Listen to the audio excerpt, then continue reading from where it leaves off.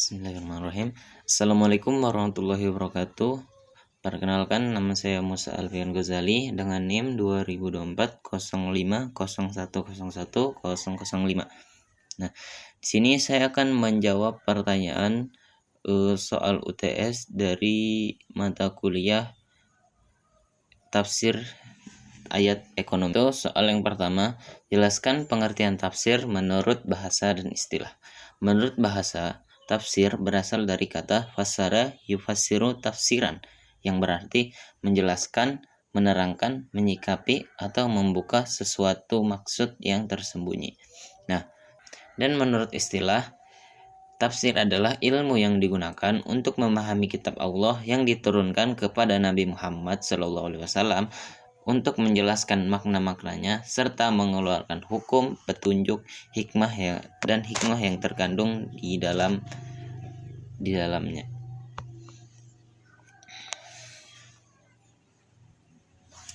Kita lanjut yang soal kedua, yaitu jelaskan secara rinci urgensi tafsir terhadap ekonomi, bisnis, dan keuangan.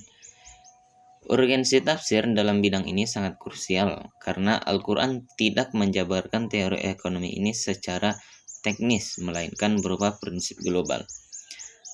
Nah, di sini tafsir ini berfungsi sebagai yang pertama, yaitu pedoman syariat, mengontekstualisasikan ayat-ayat kuno agar bisa menjawab tantangan transaksi modern. Yang kedua, yaitu proteksi nilai, menghindari umat dari praktek ekonomi yang dilarang, yang merusak, seperti riba, penipuan, perjudian, dan monopoli.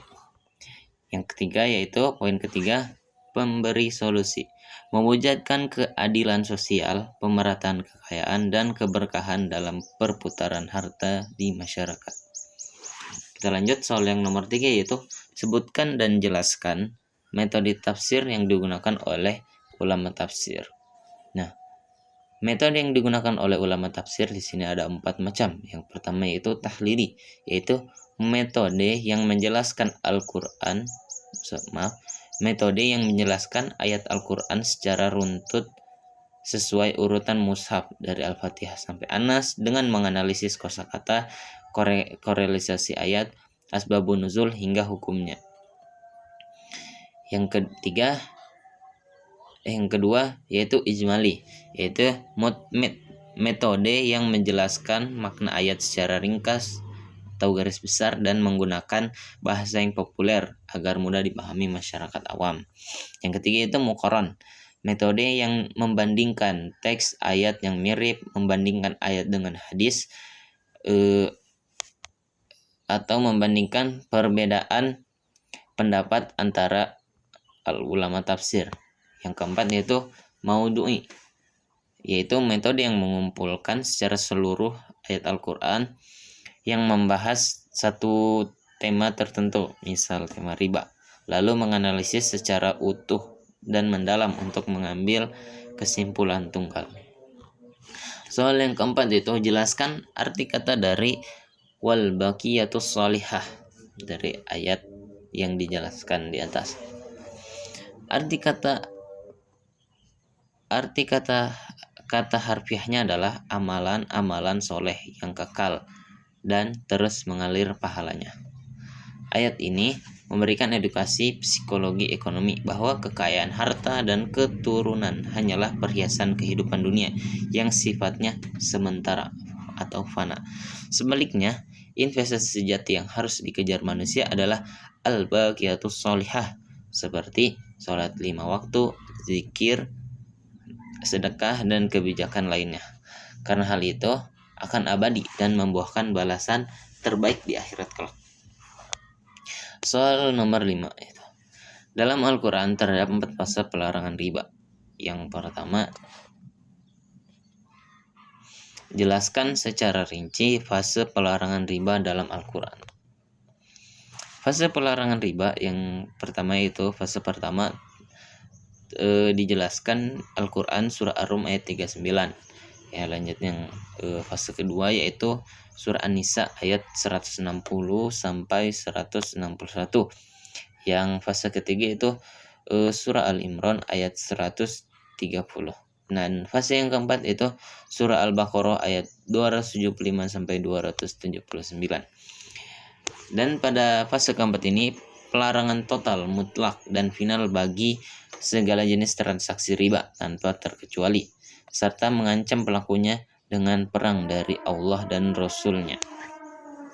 Yang kedua itu, pertanyaan yang kedua, jelaskan asbabun nuzul dan sebab turunnya ayat. Secara umum, ayat-ayat riba itu diturunkan secara bertahap karena sistem ekonomi riba sudah mendarah daging dan menjadi pilar keuangan utama masyarakat Arab jahiliyah. Jika dilarang sekaligus secara ekstrim di awal, dikhawatirkan akan terjadi guncangan ekonomi yang besar dan penolakan keras dari masyarakat yang baru memeluk agama Islam. Yang ketiga itu, pertanyaan ketiga, sebutkan urutan ayatnya.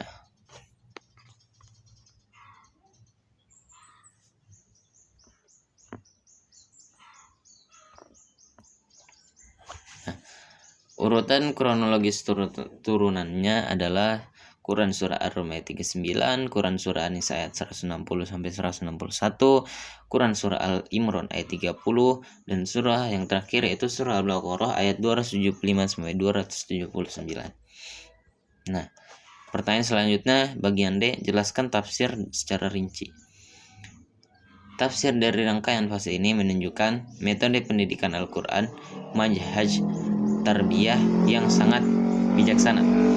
Al-Quran tidak langsung menghukum, melainkan mendidik mental spiritual manusia terlebih dahulu, memberikan peringatan sejarah, memotong kebiasaan buruk dari yang paling ekstrim, hingga akhirnya ketika iman umat sudah kuat, aturan pelarangan total diterapkan demi keadilan ekonomi. Nah, jawab pertanyaan selanjutnya itu, berikan contoh implikasi praktik dalam dunia ekonomi dan keuangan. Implikasi realnya adalah rekonstruksi sistem keuangan dunia yang berbasis bunga, interest based, menjadi sistem syariah. Contoh praktiknya, berdirinya perbankan syariah dalam dan asuransi syariah. Yang kedua, penerapan akad bagi hasil, mudharabah dan musyarakah sebagai pengganti sistem bunga pinjam. Yang ketiga, adanya lembaga sosial ekonomi seperti Badan Amil Zakat, Baznas, dan lembaga wakaf untuk menyokong sektor real masyarakat tanpa skema ribawi. Itulah tadi jawaban yang dapat saya sampaikan, kurang dan lebihnya mohon dimaafkan. Wassalamualaikum warahmatullahi wabarakatuh.